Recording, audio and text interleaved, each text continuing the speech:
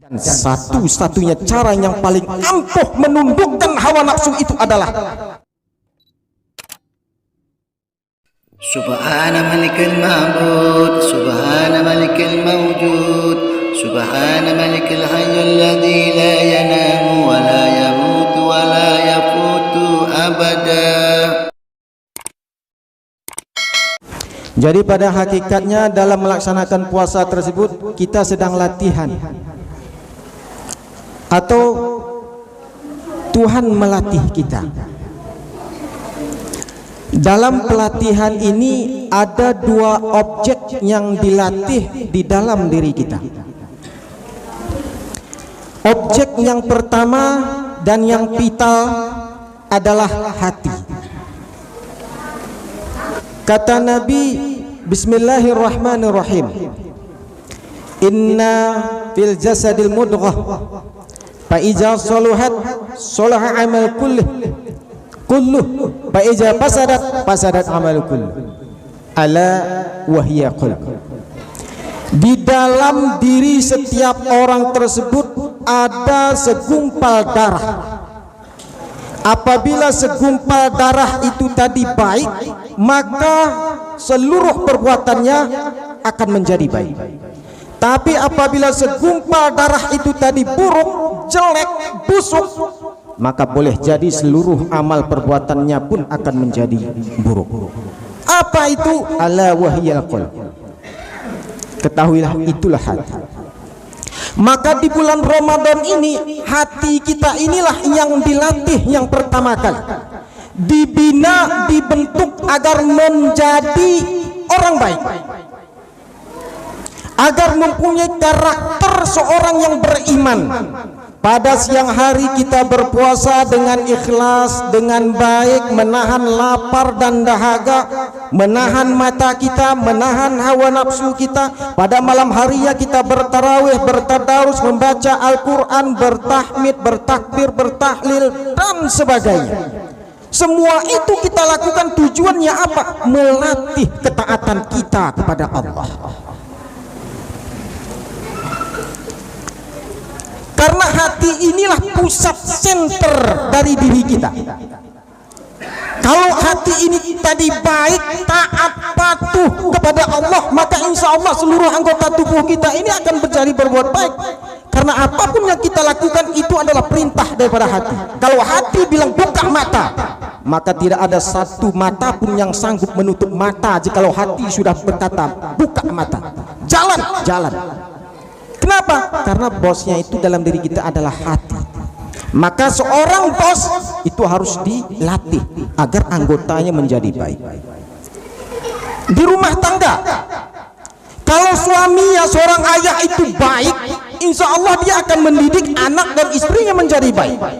Tapi kalau ayah bapaknya nggak baik, judi iya, mabuk iya, mencuri iya, itu iya, ini iya, kira-kira anaknya ia jaga, ia didik, istrinya ia ajari dengan baik atau tidak?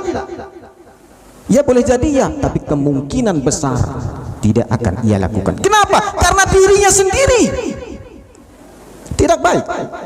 Begitulah perumpamaan hati dalam diri kita. Maka hati perlu dibina, hati perlu dididik, hati perlu dibimbing, dan itu dilakukan di bulan ini. Allah yang lakukan kepada kita.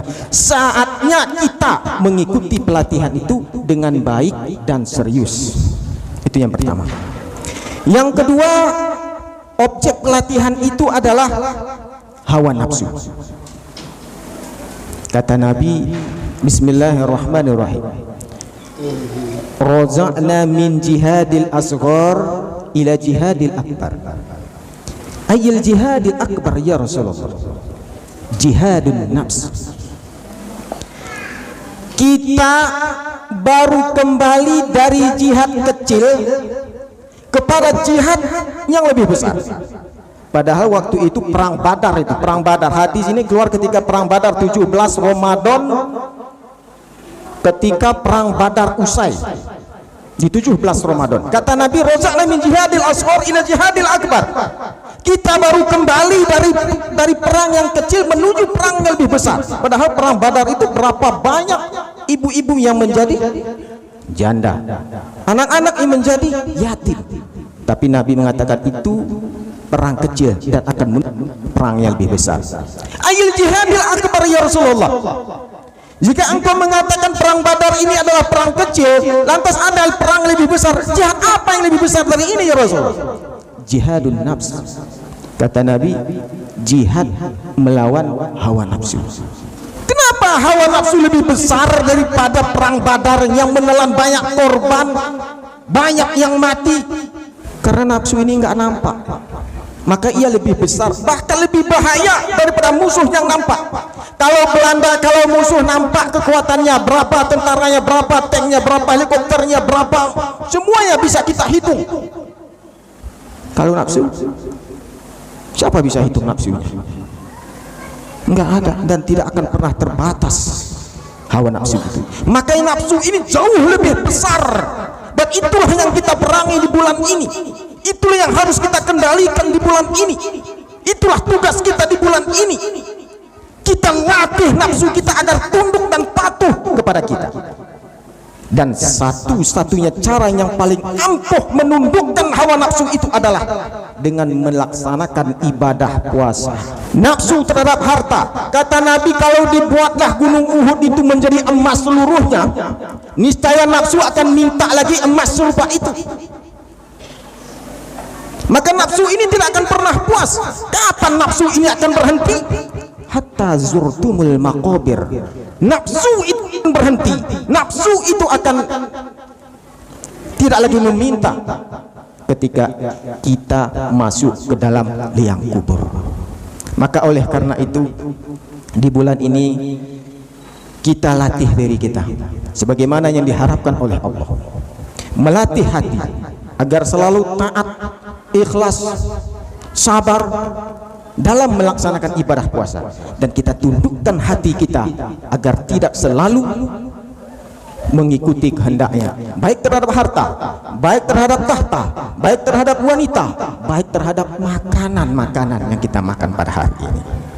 Kalaulah mampu kita meningkatkan ini, menundukkan hati, menundukkan hawa nafsu, itulah yang dijanjikan oleh Allah, la'allakum tattaqun. Mudah-mudahan setelah melaksanakan ibadah puasa, kita semuanya, kata Allah, menjadi orang-orang yang disebut bertakwa kepadanya. Billahi taufiq wal hidayah. Wassalamualaikum warahmatullahi wabarakatuh.